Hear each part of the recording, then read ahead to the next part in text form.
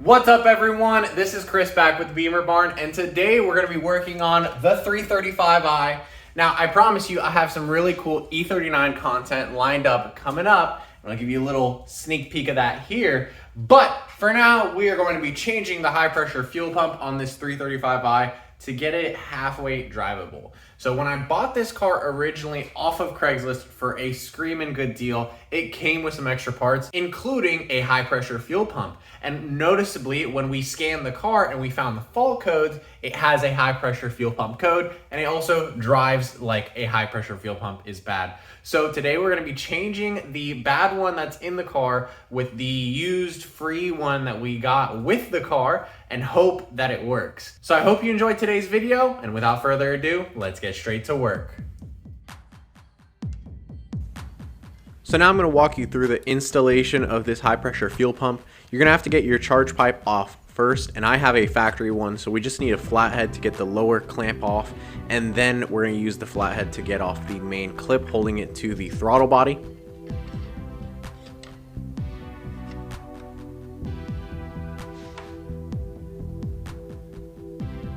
And now we're going to use a T30 socket on the center bolt here in the charge pipe. Again, this is for the factory one, and that holds the assembly to the chassis of the car.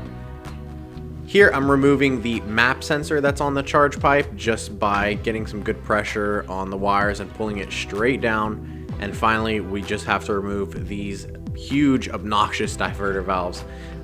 These take up a lot of space, but I will admit that they're a little bit easier to remove and install than the factory ones, and that's why we left them on when we reassembled the car later.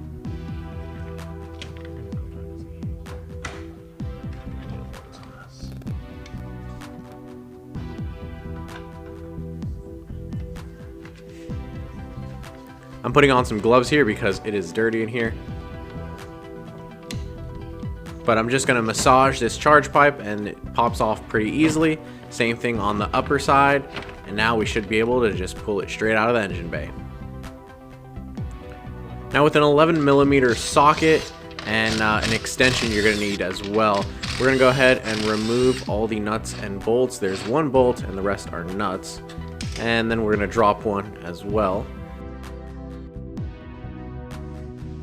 So I recommend using something to organize your hardware as you're removing it off the car, and keep it close. That way you can quickly put your parts in it and not risk dropping them.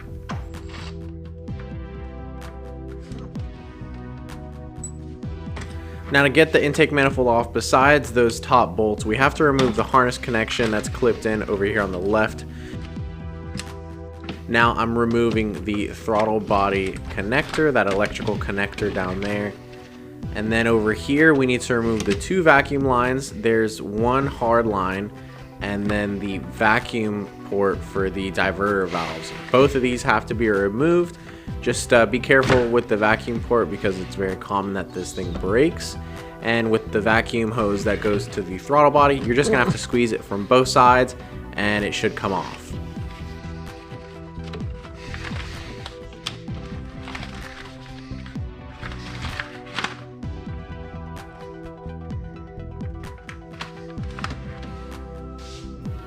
Now I'm removing the map sensor that's on the manifold, and I'm going to go ahead and use a flathead screwdriver to make it a little bit easier on myself. And then one of the last things that you're going to remove is the purge canister, which is on a metal clip that's part of the intake manifold. So you're going to want to go ahead and slide that off, and then make sure that your junction box is removed as well. Here it was already slid off of the intake manifold, so it made things a lot easier, but you might need to use a flat-headed screwdriver to yank that free before you're going to be able to pull the intake manifold out of the engine bay. Now I'm going to go ahead and loosen the lines for the fuel. We need a 17mm to loosen the fuel lines that go to the high pressure pump. And I'm going to use a rag here to avoid any excessive fuel spray. Now usually if this high pressure pump was working at all, the moment you would have cracked one of these lines open, it would have sprayed out a fine mist of fuel.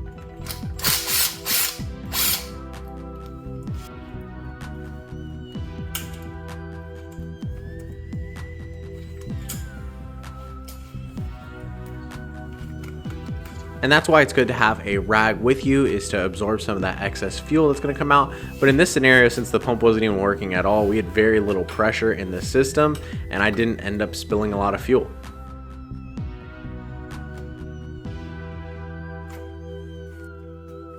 Now we're going to go ahead and loosen the bottom line here, and with both of the lines removed, we'll be able to actually remove the high pressure pump. So the high pressure pump is held in by 3 5mm hex bolts.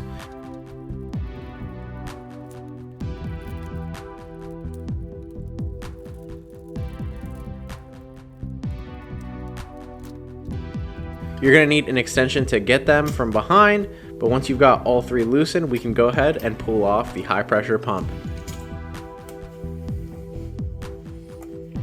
And it was at this point when I saw the pump that I realized it had failed catastrophically.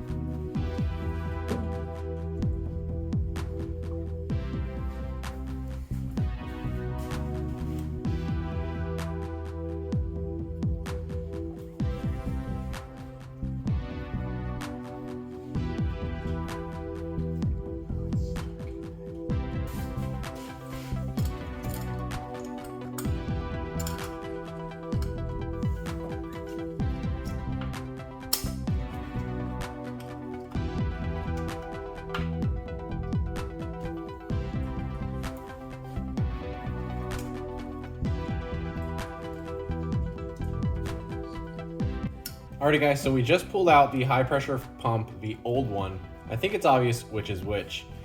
Here is our new one, and one of the things I did notice is that the ribs on the internals here are a little different, so I'm not sure if this is an updated part or what, but let's go ahead and look at this old unit. Maybe we can determine what happened, why it failed. So obviously, you know, fuel would come in one end, come out the other end, pressurized. And the way that this pump works is that it has a shaft here in the middle, and it's essentially driven by like an extra cam gear, and that's just to rotate this high pressure pump here. So this little earlobe looking thing pokes into a groove that it's meant to fit into, and then that is what drives the shaft that goes to the pump that gives you high pressure. So it takes about, you know, a couple bar, you know, something below 10 bar on the inside, and it turns it into like over 300, 400 bar that goes to your high pressure rail that goes to your direct fuel injectors. So direct fuel injectors need more pressure, but obviously that helps you make more power on boosted motors. So now, because this thing failed, look at the poor condition. On the outside here, it looks like just a layer of carbon has built up, and usually this should be lubricated by oil. You know, we can see this is a used pump that came with the car for free, and it looks used obviously from the outside, but on the inside here, the internals look clean, really good, really new. And to me, I would say that something like this has probably been used before, but you know, with a car that has had regular oil changes, or perhaps this was taken off a car with low miles at the junkyard, but whatever the case may be, this is used, but clearly in much better condition than our old pump. So we're gonna go ahead and install this one now, because hey, I think it's gonna get the car running much better, and maybe that'll help with some of the issues we're having. Now, as I promised, I pulled off the intake manifold because I think it makes it a lot easier to change the pump, and it's just not a lot much more time compared to pulling off the throttle body, in my opinion. So with the intake manifold off, you can see that the intake runners have just been caked in fresh oil. And this is really interesting to see how it failed. And I think it's causing some extra blow by or oil to come through here, or maybe it's coming back up. Whatever the case may be, there's obviously some intertwined issues here. I don't have the stuff ready yet to fix the carbon buildup, but we're gonna be taking care of that in an upcoming video. For now, I'm just gonna put together the intake manifold how it is. I might try to chip off some of the stuff in there. Maybe not. It's pretty caked on. I need to make sure that if I'm gonna break loose anything in there, that it's going to come out and not get sucked into the cylinders and then cause more problems. So let's go ahead. We're gonna place our new high pressure fuel pump in here, and then hopefully the car will be running better. Alrighty, so to put everything back together, the first thing I'm gonna do is I'm actually gonna clean up the connection points, including the spot where the high pressure pump goes into the block of the motor, because we just don't want anything, you know, hindering the seal. Now here I'm showing you the key passageway that shows how the sprocket needs to be aligned for the high pressure pump to be inserted in. So you just want to make a note of the orientation of that keyway, and then get the earlobes on your high pressure pump aligned in the same direction so that when you install the pump, now it'll install perfectly easily.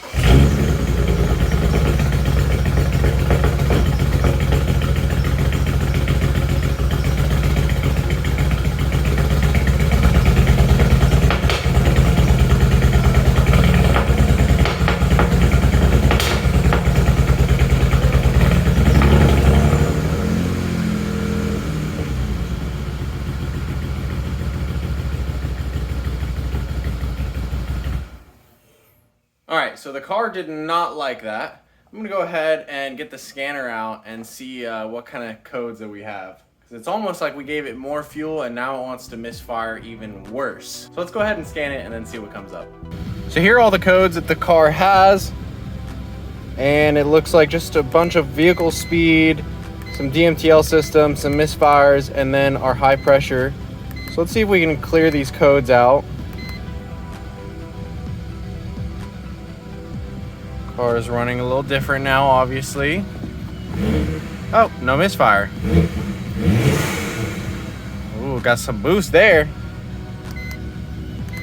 Let's see what codes we got. Misfire on cylinder 1, no doubt, because we saw that cylinder 1 had a ton of oil in it, so I'm not surprised that it's misfiring there. Let's see if we can clear this one more time.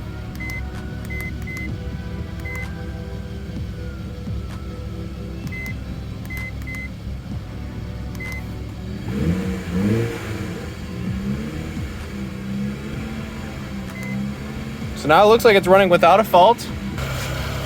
Yeah, definitely still running a little bit rough, but like I said, that valve cover gasket, the spark plugs definitely need to be replaced. So we are no longer in a drivetrain malfunction mode.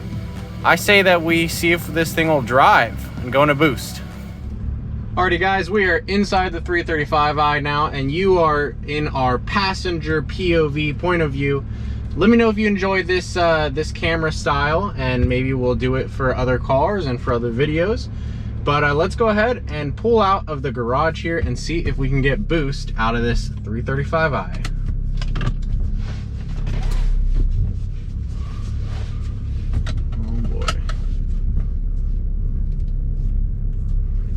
I've got my handy dandy scanner right next to us so that when a code comes up, we can immediately scan it and see what it is.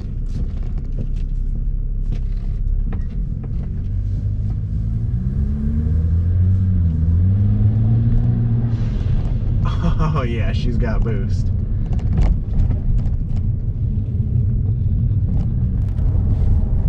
So here we are driving it, and definitely has boost. Pretty slow car actually, but obviously I think it's gonna be slow since it's not tuned.